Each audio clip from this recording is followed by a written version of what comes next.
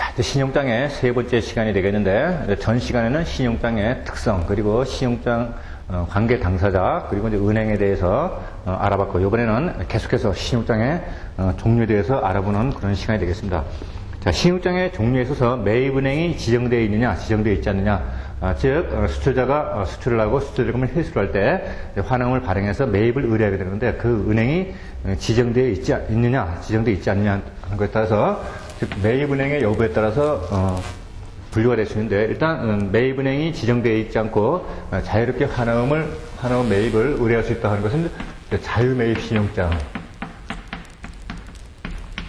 그래서 Freely Negotiable LC 또는 Open LC, General LC라고 그러는데, 이건 어떤 경우냐면은 어플리컨트에서 신용장 발행인이 있고, 그 다음에 이쪽에 이제 베너피셔리가 있다. 베너피셔리는 결국은 이제 수출자가 되는 것이죠. 그리고 이슈잉 뱅크가 이렇게 있다. 그리고 이쪽에 환원을 매입하는 니고시에이팅 뱅크가 있단 말이죠. 자, 그러면 이제 수출자는 환원을 이쪽에 이제 매입은행에 매입을 의뢰하고, 그래서 매입은행은 그 환원을 매입하고 수출자금을 선지급하고, 그 다음에 나중에 이쪽에 신용장 발행은행에 이제 추심을 의뢰해가지고 수출자금 이제 회수하게 되는 그런 절차를 받게 되는데, 바로 그 LC가 처음에 이 신용장이 이제 발행이 되었을 때 이러한 환원금을 수익자가 자유로이 선정을 해가지고 그 매입을 의뢰할 수 있도록 되어 있는 그러한 은행. 그런데 실무적으로는 대부분의 이 신용장이 바로 이 자유매입 신용장에 이제 해당이 되겠는데, 결국은 이제 수익자는 그 수출을 하고 난 다음에 그 수출 자금을 이제 회수할 때는 자기하고 이제 아주 그 주거래은행에 그것을 의뢰하는 것이 당연한 일이겠죠. 그래서 만약에 목포에 있는 어떤 수출자다 그러면 자기 주거래은행에 그 매입을 의뢰하게 되고, 그렇게 해서 이제 수익자가 자유롭게 이제 매입은행을 선택할 수 있도록 되어 있는 은행, 그것이 이제 자유매입 신용장이 되는데, 자, 요는 비록 그렇게 자유매입 신용장이라 하더라도 이렇게 신용장 그 매입은행하고 그 다음에 이쪽에 발행은행하고 서로 환거래, 예치 환거래, Depository Correspondent Bank라고 이제 말씀을 드렸는데, 자, 외치한 거래가 약정이 되어 있는 그런 은행이다라면은 상관이 없지만은 이 은행과 이 은행, 예를 들어서 뭐 한국에 있는 국민은행과 어디 베이징에 있는 중앙은행하고 서로 환거래 예치은행이 아니란 말이에요. 그럴 경우에는 어떤 것이 등장한다 그랬죠? 이 사이에는 상환은행, Reimbursing Bank가 그 중개 역할을 한다 그랬죠? 기억나시죠? 그래서 매입은행하고 상환은행하고 서로 환거래 관계가 서로 이렇게 약정이 되어 있고, 그 다음에 매입은행하고 또 상환은행하고 또 환거래 예치환거래가 있고, 그러나 니고싱 뱅크하고 이슈잉 뱅크하고는 이렇게 없을 경우에, 예치환거래가 없을 경우에, 즉 Non-Depository Correspondent Bank 해가지고 무예치환 거래일 때는 바로 이 상환은행이 복판에서 그 중개 역할을 하게 되고, 그렇게 되면 자유매입 신용장이었지만은 그것이 성격이 다시 상환신용장으로, 그죠? 상환신용장으로 그 기능이 이제 바뀌게 되죠. 결국 이제 같은 그 신용장을 상환은행이 개입을 하느냐 개입하지 않느냐에 따라서 그것이 자유매입 신용장인데 다시 또 상환신용장으로 이제 불릴 수 있다 하는 거, 바로 예치환거래은행의 존재 여부에 따라서 다르게 불릴 수 있다는 거, 그거를 잘 기억을 해주시고, 물론 이쪽에 자유매입 신용장에 그 매입은행하고 이슈잉뱅크하고 예치환거래 약정이 돼 있다 그러면 상환은행은 개입을 하지 않겠죠. 자, 그 다음에 제한신용장이 있다. 그래서 Restricted LC가 되는데, 제한신용장 해서, 자, 이게 이제 restrict라는 것은 이제 제한이라는 말이에요. 제한. 그러니까 자유매입 신용장과는 달리 제한신용장은 처음에 이 개설은행이 신용장을 개설을 할 때 바로 그 환원을 매입할 것을 지정해 놓은 그 신용장, 그것을 바로 제한신용장이라 그러는데, 이런 경우이죠. 수출자가 만약에 수출을 하고 이제 환원 매입을 의뢰해야 되는데 아무 은행이나 자기 주거래 은행에 가는 것이 아니고 여기서 이제 지정해 놓은 신용장을 지정해 놓은 그러한 매입 은행을 지정을 해서 환원을 제시를 해야 되는데, 자, 이럴 경우가 있습니다. 만약에 수출자는 서울에 있고, 그 다음에, 신용장 발행은행에서 지정을 해놓은 매입은행은 부산에 있다라고 이제 가정을 하게 되면은, 그때는 이제 어떻습니까? 교통편도 불편하고, 주거래 약정은행이기 때문에 상당히 불편하겠죠. 또 그걸 또 이동을 해야 되는 그런 불편한 점도 있고, 그래서, 비록 제한 신용장이지만 이것을 이제 매입이 이루어질 때는 수익자는 이렇게 자유매입 신용장과 같이 자기의 주거래 은행을 선택을 해서 매입을 의뢰하고 그런 매입은행은 그것을 이제 매입을 한 다음에 그 다음에 이쪽에 이슈잉 뱅크에서 지정해놓은 라미네이팅 뱅크를 가죠. 지정은행에다가 다시 또 내고를 의뢰하게 되죠. 그러면 물품을 이제 수출하고 수출 대금을 회수하는 그 과정을 내고라고 배웠어요. 내고. 내고인데, 한 번 내고를 했죠. 근데 매입은행은 다시 또 지정은행에 또 이제 매입을 의뢰하게 되니까, 그때는 또 이제 리내고가 되는 것이니까, 내고가 두 번에 걸쳐서 이제 이루어지게 되죠. 그래서 보통 제한 신용장일 경우는 이렇게 두 번의 내고가 이루어진다. 그래서, 보통은 이 지정은행은 통지은행을 겸하고 있고, 그리고 매입은행을 이제 겸하고 있는 경우가 굉장히 많습니다. 그러면 이렇게 매입 제한 신용장은 왜 생기느냐? 예를 들어서 이쪽에 지금 한국의 외환은행하고 외환은행 본점이 있고 이쪽에 중국의 이제 베이징에 상해라고 합시다. 자, 상해에 이제 지점이 있단 말이에요. 이렇게. 그렇게 되면 이제 환음을 매입할 때 그 환음 할인 수수료가 있단 말이에요. 그리고 신용장을 통지할 때도 통지 수수료가 이제 생기게 되고 그렇게 되면 그러한 그 수수료의 그 수익 증대를 자은행이 전부 다 그 수익 증대를 꾀하기 위해서 도모하기 위해서 바로 이렇게 지정은행을 이제 지정하는 경우가 있고 또 다른 것은 비록 이렇게 지점이 없다 하더라도 외환은행하고 상해에 있는 상해은행하고 어떤 환거래에 이제 약정이 되어 있고, 그리고 어떤 그 제휴관계에 있다. 그죠? 서로의 그 업무를 증진시키기 위한 그런 제휴관계가 있을 때 서로 은행 간의 그 수익성을 도모하기 위해서, 즉, 환거래 수수료를 그쪽으로 몰아주기 위해서, 이렇게 지정은행을 정해서 제한신용장을 이제 발행하게 되는 경우가 거의 이제 대부분이고, 그리고 일반적인 경우에 해당이 되겠습니다. 그러니까 결국은 지정은행은 이쪽에 이슈잉 뱅크 입장에서 봤을 때는 지정은행은 통지은행이 될 수도 있고, 그 다음에 매입은행이 될 수도 있고, 하여튼 다양하게 그 은행의 역할에 따라서 신용장이 어떤 성격을 갖고 있느냐, 그것에 따라서 은행의 역할이 바뀌게 되는데 하나의 은행이 몇 가지의 기능을 수행하는 경우가 있다. 이렇게 이해를 해주시면 되겠습니다. 자, 다음에 이제 지적신용장에서 nominated LC를 들 수가 있는데, 자, 환음의 배서인이나 선의의 소진에 대한 약정이 없이 수익자가 개설은행이나 지정은행에 직접 환음을 제시하면 지급하겠다는 약정이 있는 그런 신용장.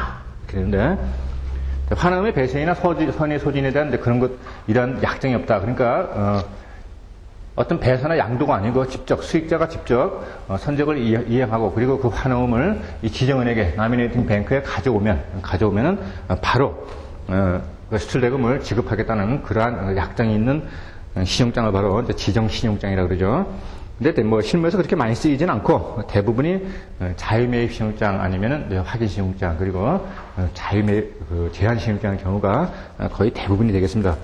자, 그러면 말이 지금 상당히 어려운데 지급 매입 인수 신용장과 연지급 신용장의 한번 비교를 한번 표를 보시면서 다시 한번 살펴보시면, 자, 신용장의 종류에는 크게 지급 신용장, 인수 신용장, 매입 신용장, 연지급 신용장 이렇게 있는데, 자, 이것을 그 은행은 수수주의 은행 여부에 따라서 다시 또 이제 바뀌게 되는데, 지급 신용장이 될 경우에는 바로 그러한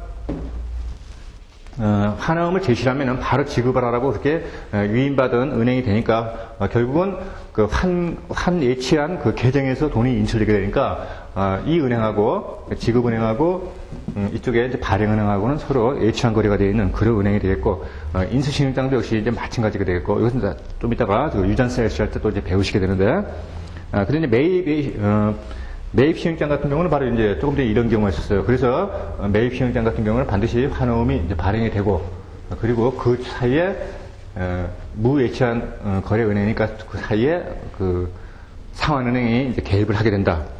그다음에 이제 연지급 신용장 같은 것도 역시 예치한 거래은행의 경우에 이제 사용이 되고 이런 것도 다 이제 나중에 이제 유전세실 배울 때 그때 이제 이해가 다 되는 것이고 그다음에 이제 어음을 발행해서 그것을 제시를 해야 되느냐 제시를 안 해도 되느냐 하는 그 여부에 따라서 이제 또 분류가 되는데 지급 신용장 같은 경우는 어음 제시를 불필요하다. 그죠? 선적 서류만 제시를 하게 되면 바로 돈이 지급이 된다. 그다음에 인수신용장 그리고 매입신용장 역시 전부 다 이제 환어음을 발행을 해가지고 그거를 제시를 해야 지급이 이루어지고 연지급신용장은 이제 애초부터 그 환어음의 그 수수료를 절감시키기 위해서 탄생한 거니까 태생적으로 이것은 그 환어음이 발행이 되지 않죠. 그다음에 이제 어음 종류를 봤을 때 지급신용장 같은 경우는 바로 선적서를 제시하게 되면 이제 바로 대금이 지급이 되니까 여기에서는 일람출급 바로 서류가 바로 제시가 되고 그것을 지급자가 그것을 살펴본다. 즉 일람하게 되면 바로 지급을 하게 되니까 일람출급이 되겠고 이제 인수신용장은 어떠한 약정된 기일이 됐을 때 만기일이 됐을 때 환어음의 그 만기일이 됐을 때 지급을 하겠다는 그런 약정이 있는 신용장이기 때문에 이것은 이제 기한부 신용장이 되겠습니다. 기한부 어음이 되겠고 이제 매입신용장 같은 경우는 바로 이렇게 환음이 제시가 되고 환음이 제시되면 바로 이제 그 매입은행이 이제 수수대금을 바로 선지급하고 그 다음에 추심을 통해서 이제 받게 되는데 결국은 그 환음에 기재되는 금액을 지급해야 되는 의무를 가진 사람은 바로 이 신용장 개설은행이 되는 것이죠. 단지 이쪽에 이제 매입은행이 이 역할을 이제 대신해서 수출대금을 선지급하고 나중에 이제 받게 되는 이러한 과정을 이제 거치게 되는 것이죠. 그러니까 이것은 결론적으로는 이쪽에 매입은행이 이쪽에 발행은행의 역할을 대신해주고 있기 때문에 이것은 바로 서류가 이렇게 이쪽에 제시되는 것과 거의 이제 동일한 효과를 갖고 있게 되는 것이죠. 그래서 이것은 일람출급의 형태를 띠고 있고 그 다음에 또는 유전세 거래할 때도 역시 같은 방법을 취하게 된다. 그래서 어음의 종류는 환어음의 서류가 제시가 되면 즉시 지급이 되는 일람출급일 수도 있고 그 다음에 기한부 신용장에 따른 기한부 어음일 수도 있고 그 다음에 연지급 신용장 같은 경우는 처음부터 아예 어음이 발행되지 않는다. 그 다음에 서류의 매입 은행의 역할을 보았을 때 지급 신용장은 지정이 되어 있고 그 발행은행으로부터 이미 지정이 되어 있고 그 다음에 인수신용장도 역시 마찬가지. 그 다음에 매입신용장은 원칙적으로 수익자가 자유로이 매입은행을 선택할 수 있기 때문에 이것은 자유다. 연지급신용장은 지정은행이 되어 있고 이 표는 상당히 중요하니까 잘 살펴주시기 바랍니다. 전체적으로 신용장 강의를 다 들으시고 난 다음에 전체적으로 이 표를 보면서 그 상관관계를 잘 살펴주시면 상당히 도움이 될 겁니다. 그 다음에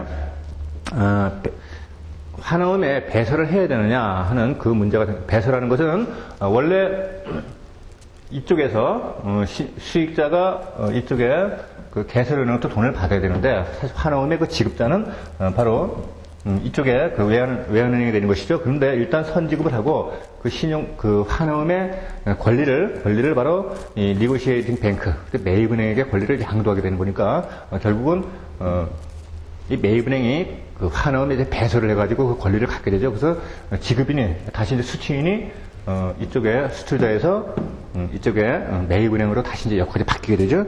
그런데 지급신용장이라는 것은 처음에 이제 그 어음을 제시할 필요가 없기 때문에 배서가 불필요하다.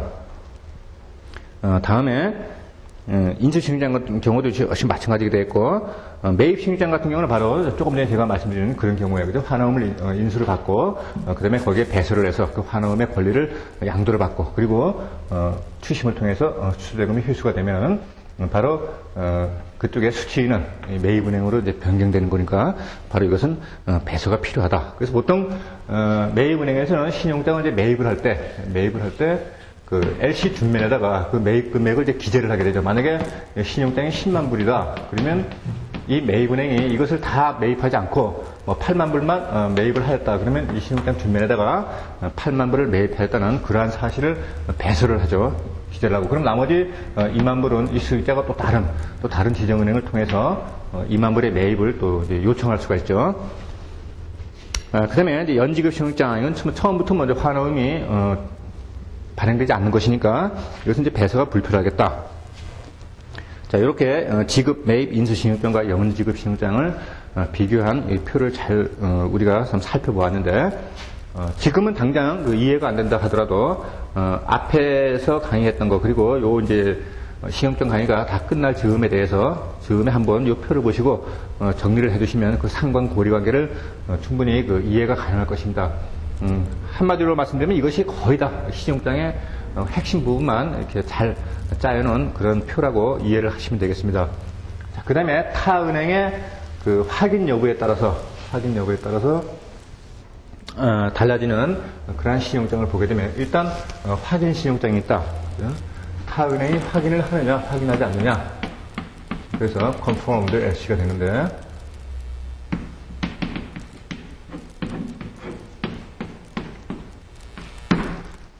처음에 이제 신용장이 이렇게 LC가 이싱뱅크로부터 이제 개설이 되면 여기에 컨펌드라든지 또는 지급을 확정한다는 확인은행의 어떤 문구가 지급 확정 문구가 여기 이제 들어가게 되죠. 그러면 이제 확인 신용장은 왜 생기느냐? 앞 시간에서도 제가 말씀을 드렸는데 매매 계약을 체결하고 이제 신용장을 LC 베이스로 거래를 하기로 그렇게 약정을 하였는데 이쪽에 수익자가 봤을 때 이쪽에 외환은행이 대외적인 신용도가 낮고 그리고 대금을 이제 회수하는 어떤 불안함이 있단 말이에요. 그리고 이쪽 나라 한국의 어떤 외환사정이 굉장히 불안정해가지고 수출 대금을 회수할 그럴 걱정이 생긴다. 그렇게 되면 이 신용장 발행 의뢰인에게 다시 또 은행을 하나 추가해서 그 대금을 안전하게 지급받을 수 있게 되는 그런 조치를 취하게 되는데 다른 은행을 또 하나 이싱뱅크와 또 다른 채무를 질 수 있는 다른 은행을 하나 추가할 것을 이제 요청을 하게 되죠. 그러면 여기에 컨트롤링 뱅크가 나오게 되는데, 이거는 이제 확인은행이 되겠습니다. 그러면 하나의 LC에 지급자는 두 개의 은행이 생기는 것이죠. 하나는 개설은행, 그리고 하나는 확인은행에서 이제 두 개의 은행이 생기게 되는데, 그렇게 되면 결국은 수익자는 두 개의 은행이 지급 보증을 하고 있기 때문에 안심하고 수출 행위를 이행을 할 수가 있겠죠. 자, 근데 여기서 이제 우리가 주의해야 될 것은 이 확인 신용장이라는 것이 이것이 지금 신용장 개설은행이 지급을 거절하거나 또는 부도가 났거나 해서 지급불능 사태에 빠졌을 경우에 그럴 경우에만 확인은행에다가 지급을 요청할 수 있냐? 그렇지는 않다라는 것이죠. 바로 앞 시간에 배웠던 그 보증하고 신용장하고의 그 차이라고 하겠습니다.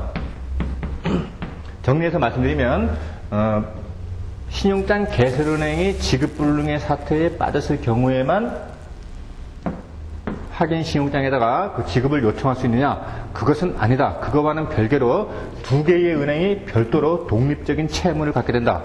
그러니까 처음에 매입을 의뢰할 때 이 수익자는 두 개 중에 아무 은행이나 이렇게 선택해서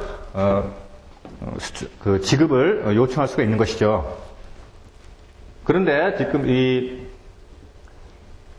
예를 들어서 지금 이쪽에 신용장 개설은행이 이제 완전히 파산을 해가지고 지급불능 사태에 빠졌어요. 자, 그럴 경우에는 이쪽에 확인은행에다가 그 지급을 요청하게 되는데, 그러면 이제 확인은행이 봤을 때는 그 대금을 이쪽에 수익자에게 지급을 해야 되는데, 예를 들어서 처음에 신용장 그 개설 의뢰인이 10만 불짜리 LC를 개설을 했단 말이에요. 근데 이것이 유전세 LC였다. 나중에 물품이 다 돌아오고 난 다음에 그 환음의 약정기일이 됐을 때 이쪽에 개설은행에 나머지 그 LC 대금을 다 지급하기로 이렇게 약정이 된 그러한 LC, 즉 다시 말해서 외상이었을 때, 외상 거래했을 때, 그때는 먼저 이 확인은행은 이쪽에 수익자에게 그 대금을 다 지급을 하고 그 뒤에 다시 이쪽에 신용장 발행 의뢰인에게 그 대금을 다시 청구할 수가 있죠. 이걸 봐서 이제 구상권을 행사한다라고 앞 시간에 이제 배웠는데 바로 그런 경우가 되겠습니다. 중요한 것은 컨포밍 뱅크하고 이싱 뱅크의 역할에 대해서 그 신용장 개설은행이 지급을 거절했거나 또는 파산할 때만 하는 것이 아니고 그 수익자는 두 개의 은행 중에서 아무거나 선택적으로 선택을 해서 자기가 지급을 요청할 수 있다 하는 거, 이것이 이제 가장 그 핵심 부분이라고 하겠습니다. 그래서 확인은행의 확인은 발행은행과는 별개의 독립된 것으로, 자, 수익자의 입장에서는 발행은행과 확인은행으로부터 이중으로 대금 결제에 대한 확약을 받게 된다. 바로 제가 말씀드린 그 내용이고, 그 다음에 확인은행이 한번 확인의 문헌을 추구하게 되면 그것은 취소할 수 없다. 이것도 상당히 중요한 내용이고요. 그 다음에 이제 확인 신용장이 이제 개설이 되었는데, 그 사이에 이쪽에 신용장 개설 의뢰인 오프너가 그것에 대해 신용장 조항에 대해서 수정을 하고 싶단 말이에요. 어멘드를 이제 요청을 한다. 또는 이쪽에 수익자가 어멘드를 요청했을 경우에는 그 어멘드 할 때 수정의 그 당사자는 바로 수익자, 그리고 신용장 개설은행, 그리고 확인은행, 요 세 개의 은행에 동의가 있어야지만이 그것이 가능하다. 이것도 중요한 내용이고요. 그 다음에 이제 구상권에 대해서 이런 것도 한번 정리를 해 주시고. 그런데 이쪽에 신용장 개설 의뢰인이 처음에 신용장을 오픈을 할 때 수입대금 10,000불을 이미 이싱뱅크에다가 전부 다 결제를 다 했다면, 이미 선 지급을 했다라면 그때는 물론 당연히 이쪽에 그 확인은행은 신용장 개설 의뢰인에게 구상권을 행사할 수가 없죠. 전체적인 그 대금을 미분인 상태에 있을 때, 그때만 이 확인은행이 자은행의 피해를 막기 위해서, 경감시키기 위해서 이쪽에 구상권을 행사할 수 있다. 다음에는 양도 가능 신용장이다.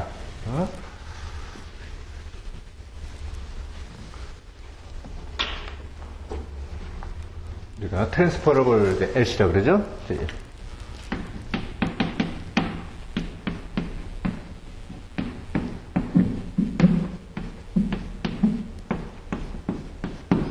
이것도 이제 앞 시간에 제가 이제 보충적인 그런 설명을 다 드려가지고 개괄적으로는 아마 이해를 하고 있을 것인데, 이쪽에 처음에 이제 발행되었던 그 LC를 베네피셔리가 다른 수익자에게 그것을 양도를 함으로써 수익자가 바뀌는 그러한 LC를 바로 트랜스퍼러블 LC에서 양도가는 신용장이라고 그러고, 그것이 금지되어 있다 그러면 non-transferable LC라고 이제 하는 것이죠. 그래서 보통의 그 신용장에 이렇게 트랜스퍼러블 LC라고 그것이 신용장의 문면상에 나타나 있지 않다 그러면 전부 다 그것은 양도 불가능 그런 신용장이 되겠습니다. 이것은 이제 이쪽에 수익자가 어떤 그 수출 면허가 없다든지, 그리고 제조 시설이 없다든지, 그랬을 때, 또는 이제 중국같이 그런 개인이 자유롭게 무역을 행할 수 없는 그럴 경우에 다른 그 제3의 업자에게 신용장의 권리를 이제 이전시킴으로써 그 수익자가 변경되는 것, 그것이 바로 양도 가능 신용장이 되겠고, 수입자의 입장에서 봤을 때는 상대방이 이것을 양도 가능 신용장으로 바꿔달라고 이제 요청을 하였을 때는 그러한 연유를 잘 살펴보고, 그렇게 행했을 경우에 양도 가능 신용장으로 변경을 해 주었을 경우에 발생할 수 있는 어떤 그 품질의 저하라든지 이런 것에 대해서 확실한 그 조치를 취해야 되겠죠. 자, 그 다음에 이제 상환 신용장 이렇게 되는데,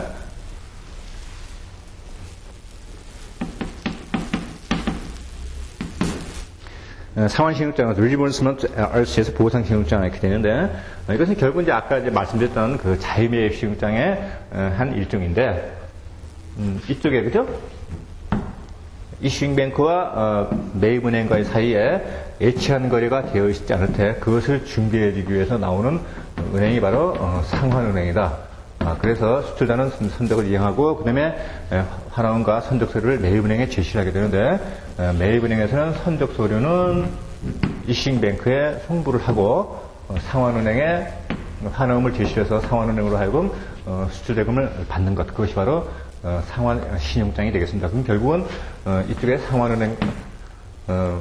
상환은행에 개설이 되어 있는 이 개설은행의 계정에서 결국은 환원의 대금이 지급이 되니까 상환은행하고 이쪽에 그 신용장 발행은행하고는 서로 H한 거래가 약정되어 있는 은행이다. 이건 뭐 제가 지금 계속 반복해서 말씀드렸었는데 확실히 그 이해가 될 것입니다. 그 다음에 이제 신용장상의 지급 확약 문헌 해가지고 밑에 영문으로 되어 있는데, 이것도 역시 시험에서는 다음의 문헌은 어떤 것인가, 그래서 신용장의 지급 확약 문헌을 정확히 이해를 하고 있는가 하는 문제가 이제 출제가 되고 나니까 이것도 잘 알아두시고, 특히 중요한 것은 거기에 영문에 나와 있는 그런 전치사입니다. 뭐 in conformity with 해가지고 in conformity with the terms of this credit 해가지고 이 신용장의 제휴 조건에 일치할 경우에 지급 매입을 확약한다. 이런 것들, 전치사의 관계, 그리고 against document presented 이런 것들 이제 순서를 바꿔서 나오기도 하고, 그다음에 이렇게 블랭크 처리를 해가지고 그 빈칸에 알맞는 전치사를 끼워넣는 그런 문제가 이제 출제되기도 하죠. 자, 다음에는 그 신용장에 매입을 의뢰할 때, 환원의 매입을 의뢰할 때 거기에 선적 서류가 필요하냐, 필요하지 않냐에 따라서 이제 분류되는 신용장을 살펴보면, 먼저 화환 신용장이 있다. documentary LC. 대부분의 또 LC가 여기에 이제 해당이 되는데, 이것은 반드시 이제 환원의 매입을 의뢰할 때, 환원을 제시할 때, 선적을 제 시간에 이행하였다는 그러한 증빙 서류인 선적 서류가 반드시 첨부가 되어야 되겠고, 대부분의 우리가 어떤 무역실무에서 신용장이다 그러면 전부 다 여기에 해당되겠습니다. 다음에 이제 무화한 신용장에서 크롤린 LC 이렇게 되는데, 이것은 환원의 그 제시만 되고, 그 다음에 선적 서류. 자, 금융서류에 상당하는 어음 또는 금전수령증과 같은 서류만을 요구하고, 상업서류에 상당하는 서류를 요구하는 신용장. 상업서류라는 것은 결국은 선적서류하고 인보이스, 상업송장 같은 걸 이제 의미하게 되는 것이죠. 그런 것이 필요 없는 그런 신용장인데, 실무에서는 거의 쓰이지 않고, 여행자가 해외를 여행을 할 때 출발지에 있는 그 은행, 자기의 그 주거은행에 신용장 대금을 예치를 하고, 그것을 이제 다른 나라에 가서 이제 여행을 할 때, 또 환원을 개설을 해가지고 이미 자기가 예치시켜 놓은 그 신용장 대금을 회수를 해가지고 여행 경비로 충당할 때, 그때 쓰는 여행자 신용장, 보딩 신용장이 여기에 해당되는데, 보딩 신용장에 대해서는 이제 조금 이따 다시 또 설명을 드리고, 여기서 이제 무화한 신용장 같은 경우는 실무에서는 거의 쓰이지 않는 것이니까, 뭐 빈출도는 이제 떨어진다고 하겠습니다. 다음에 지급 기간에 따른 분류에 따라서 일람 출급 신용장이 있고 기한부 신용장이 있다. 자, 일람 출급이라는 거, 사이트 LC라는 것은 바로 환원이 제시가 되면은 바로 수수대금을 지급받을 수 있는 것. 그것이 바로 사이트 LC라고 그러죠. 그래서 한번 교과서적인 내용을 보면 신용장에 의하여 발행되는 어음이 지급인, 그죠? 드로이 이쪽이 되겠죠? 이싱뱅크 드로이에게 제시되면 즉시 지급되어야 하는 일람 출급 또는 요구불 어음을 발행할 수 있는 그런 신용장을 말한다. 요구불 어음이라는 것도 바로 이제 그 서류가 제시되면은 바로 그 금액을 지급할 것을 요구할 수 있는 그러한 어음을 말하는 것인데, 결국은 이제 같은 이야기입니다. 환원과 같은 이야기로, 일람 출급 환원과 같은 이야기로 이해를 하시면 되겠습니다. 자, 다음에 이제 기한부 신용장인데, 기한부 신용장은 이제 일단스 LC라고 그래요. 처음에 이제 신용장 개설 의뢰인이 수출대금 10만 불을 이것을 지급을 해야지만이 신용장을 오픈할 수 있는데, 지금 개설 의뢰인이 그 돈이 없단 말이에요. 그래서 이쪽에 이싱뱅크에 자기 대신 신용장을 오픈할 것을 의뢰를 하게 되는데, 그냥 이싱뱅크가 신용장을 이렇게 오픈한다는 것은 결국은 지급 보증을 자기가 약속을 하고 있는 거기 때문에, 이쪽에 그 신용장 개설 의뢰인하고 아무런 그 담보 관계가 설정이 되어 있다든지 그런 어떤 그 확약이 없다라면은 이것을 해주기가 만무하죠. 왜냐하면 이 자체가 바로 그 대출 행위에 해당된단 말이에요. 그래서 이렇게 개설 의뢰인이 현재 현금이 없을 때, 그때는 바로 이싱뱅크가 대신해서 LC를 개설을 해주고 서로 약정된 일자, 뭐 30일이라든지 60일이라든지 90일이라든지, 자, 이런 것도 전부 다 30의 배수로 이루어지죠. 30, 60, 90, 그 다음에 120, 180일, 이런 식으로 기한이 이제 설정이 되는데, 그러면 처음에 선적이 다 되고, 그 다음에 이제 환원금이 이렇게 제시가 되죠.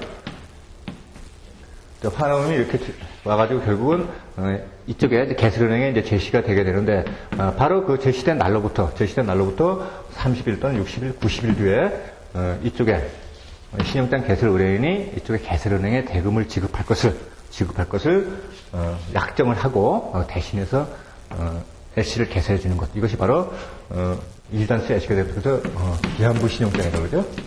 어떤 일정한 기한이 지나서 돈을 지급받게 되는 것, 그것이 바로 일단스 LC가 되겠고, 결국은 이쪽에 수익자와 개설 의뢰인의 관계를 봤을 때는 외상거래가 되는 것이고, 이쪽과의 관계를 봤을 때는 결국은 대출, 그죠? 대출의 관계가 되는 것이고, 바로 그것이 일단스 LC인데, 이것도 이제 종류가 굉장히 많단 말이에요. 자, 그러면 하나하나 우리가 한번 알아보도록 합시다. 물론 이제 여기서 신용장 개설은행이 이쪽에 대출을 일으킬 때는 상당한 그 신용장 개설은행하고 개설의뢰인하고 신용관계가 아주 돈독하다든지 또는 그런데 그것이 없을 경우에는 개설은행에서는 담보를 요구하게 되죠, 그죠? 부동산이라든지 기타 그 담보를 찾고 그리고 그것을 근거로 해서 신용장을 대신 이제 오픈을 해주게 되죠. 자, 그래서 이제 기한부 신용장 크게 Shippers Usance Credit, 그래서 화주 신용장, 그 다음에 해외 은행인수 신용장에서 Overseas Bankers Usance Credit 이시 있고, Negotiable Usance에서 Domestic Bankers Usance 이렇게 세 가지가 있는데, 자, 먼저 Shippers를 살펴보면은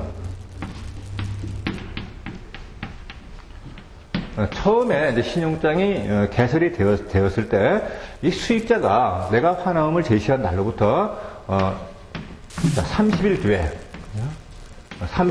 그 대금을 회수를 하겠다라고 약정이 되어 있는 신용장을 이제 의미를 하게 되는데, 그러면 결국은 이쪽에 수출자가 이쪽에 어플리컨트한테 외상을 주게 되는 것이죠. 외상, 그죠? 근데 외상이라는 것은 여기서 DP나 DA 같은 그런 이제 외상거래가 아니고 그 보증은 바로 이제 이싱뱅크에서 하고 있죠. 보증을 하고 있는데 단지 그 수출 대금을 받을 수 있는 그러한 기한이 바로 정해진 날짜 30일이 지나서야 이 수출자는 이제 회수를 할 수 있게 되어 있는 그러한 신용장, 그것이 바로 Shippers LC가 되겠습니다. 그러니까 결국은 뭐죠? 이것은 이제 유장스 기간 동안, 이런 기한부 기간 동안에 결국은 수출상이 수입상에게, 그죠? 금융상의 어떤 그 혜택을 제공하고 있는 것이죠. 그러니까 결국은 이쪽에 신용장 개설인은 물건을 받아가지고 그것을 즉시 팔아가지고 한 달 이내에 또는 60일 이내에 신용장 대금을 결제를 하면 되는 것이죠. 그러니까 결국은 둘 관계에서 봤을 때는 30일, 60일, 90일 동안에 어떤 그 외상을 지금 이렇게 수출자가 이제 주게 되는 것이죠. 그 다음에 해외은행 인수신용장에서 Overseas Bankers Usance Credit 이렇게 되어 있는데, 자, 이것은 또 이제 어떤 경우냐면은 바로 지금 이제 개설은행하고 이쪽에 신용장 개설의뢰인하고 이러한 방식으로 LC가 이제 개설이 되었단 말이에요. 개설이 되었으면 이제 환음을 제시해서 이제 수출대금을 회수를 해야 되는데 그 역할을 아까는 그 Shippers Usance는 그 나중에 만기일 돼가지고 돈을 지급받는 그 역할을 이쪽에 Shipper 해서 수익자가 제공을 했는데, 이것은 반대로 지금 수출지에 있는 자기 어떤 그 주거래은행에서 그 역할을 이제 대신을 해주는 것이죠. 그러니까 결국은 이 신용장 의뢰인하고 그 다음에 개설의뢰인하고는 서로 대출 관계인데, 이쪽에서 매입은행에서 매입을 했다고 해서 이것이 90일이나 60일 뒤에 돈을 지급받게 되는 것이 아니고, 무조건 이쪽에서 그 매입은행에서는 일단 돈을 줍니다. 이쪽에 환음을 매입을 하고 수출대금을 이쪽에 수익자에게 지급을 하고, 그리고 나중에 30일이나 90일, 60일 뒤에 그 대금을 이제 지급을 받게 되죠. 그런데 이런 문제가 이제 발생할 수 있겠죠. 처음에 이제 10만 불을 이렇게 60일이나 90일 뒤에 받기로 되어 있는 이러한 기한부 신용장일 때, 자, 매입은행에서는 이 수익자에게 이미 대금을 지급했단 말이에요. 근데 그 돈은 이렇게 60일 뒤에 이제 다시 이쪽에서 받게 돼 있다. 그렇게 되면 어떻습니까? 이것도 결국은 이쪽에 매입은행에서 신용을 공유해 주는 것이죠. 결국은 이제 어떤 금융상의 편익을 이쪽에 수익자에게 제시를 해주게 되는 것이죠. 그렇게 되면은 먼저 돈을 주고 60일 뒤에 돈을 받게 되니까 여기는 뭐가 발생하죠? 그렇죠. 인트레스트에서 이자가 발생하게 되죠. 자, 그러면 이러한 이자는 누가 부담하느냐? 바로 이쪽에 수입상이 바로 이자, 기타 재반 수수료를 전부 다 수입상이 부담을 하게 되고, 그러니까 결국은 정리해서 말씀드리면 비록 그렇게 유잔스 LC이지만 이렇게 Overseas Bankers Usance Credit 같은 것은 그러한 신용장은 마치 그 일람 출급과 동일하게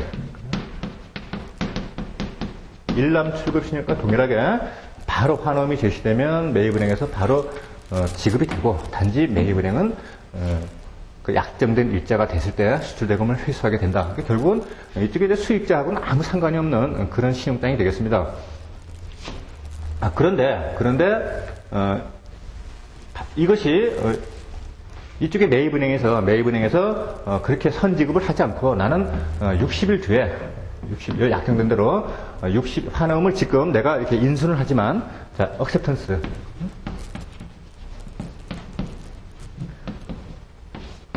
내가 인수는 하지만 그 돈은 약정된 60일 뒤에 너에게 주겠다라고 하게 되면 수익자의 입장에서 봤을 땐 당장 지금 또 제조를 할 때 들어간 그 경비를 충당을 해야 되는데 바로 또 금융상의 어떤 불편이 있겠죠.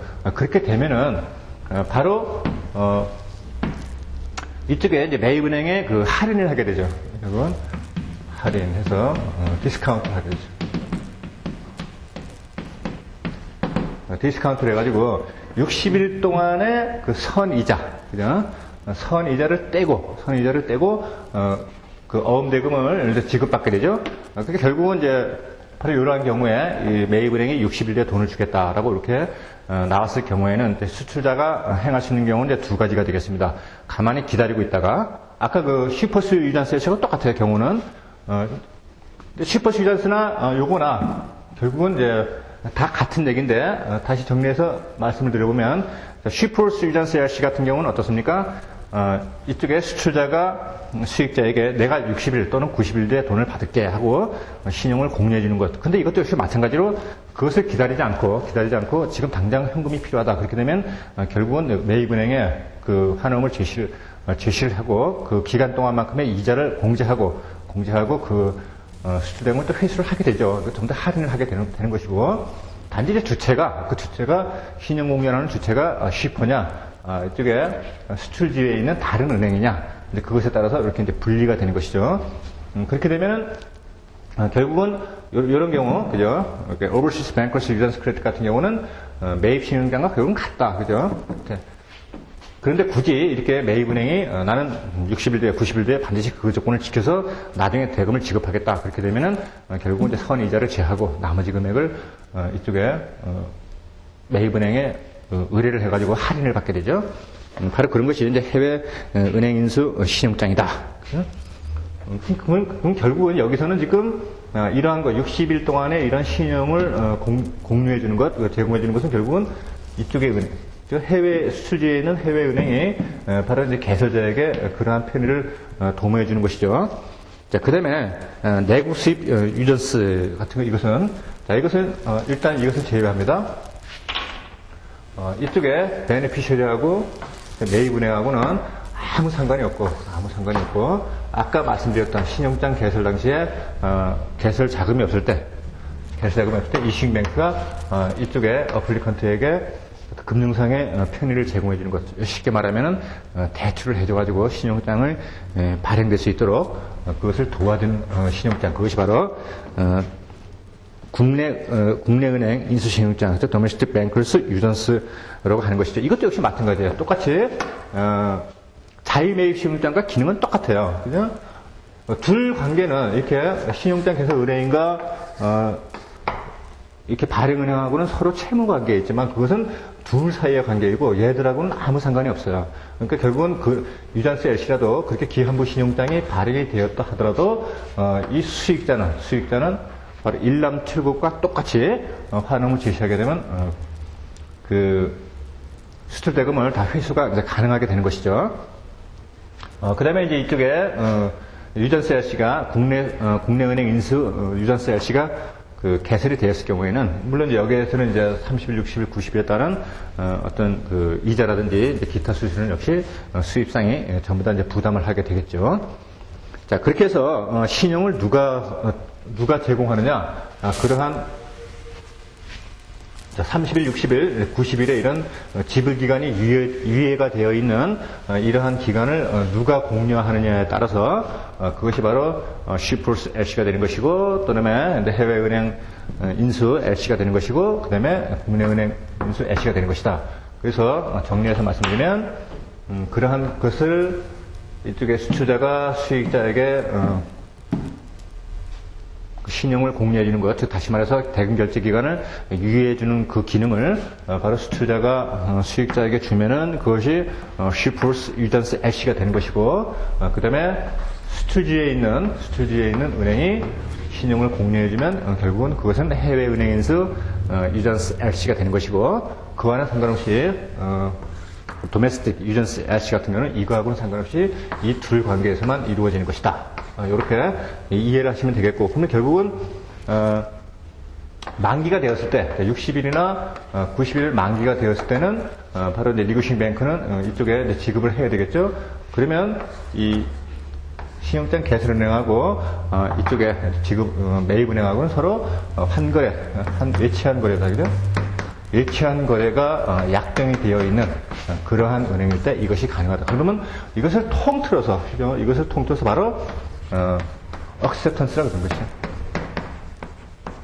환어음을 전부 다 그 인수를 한다는 것이죠. 인수라는 것은 크게 두 가지의 의미가 있어요. 첫 번째는 말 그대로 환어음을 그 매입을 하기 위해서 내가 받았다 하는 그 인수의 의미가 있고, 그다음에 또 하나는 그 내가 인수한 그 환어음이 어떤 약정된 기일이 돼야지만이 지급이 될 수 있다. 그럼 결국은 내가 환어음을 이쪽에 은행에서 봤을 때 환어음을 내가 너에게 인수는 받았지만 어떠한 뒤에 그 신용장의 조건에 따라서 그 기한부 신용장일 때 그 결제 조건에 따라서 내가 60일 뒤에 돈을 줄 수도 있고 그러면 90일 뒤에 돈을 줄 수 있다.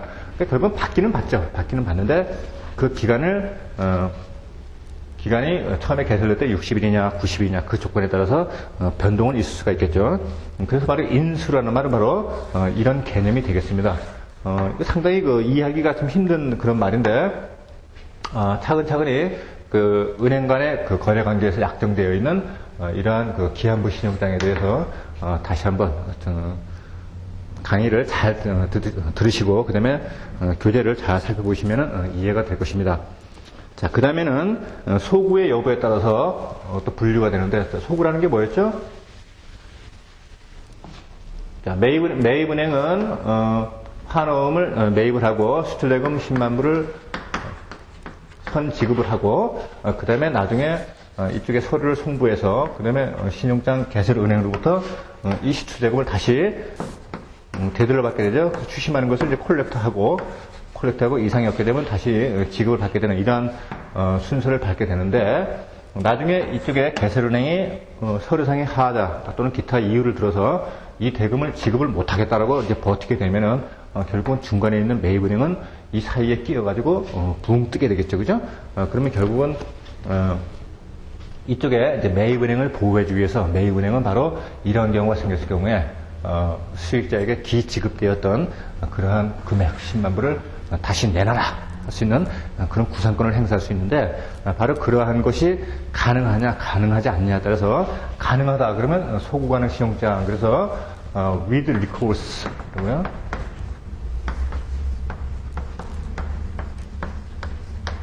그다음에 그것이 소구가 불가능하다 그랬을 경우에는 바로 without recours가 되겠습니다.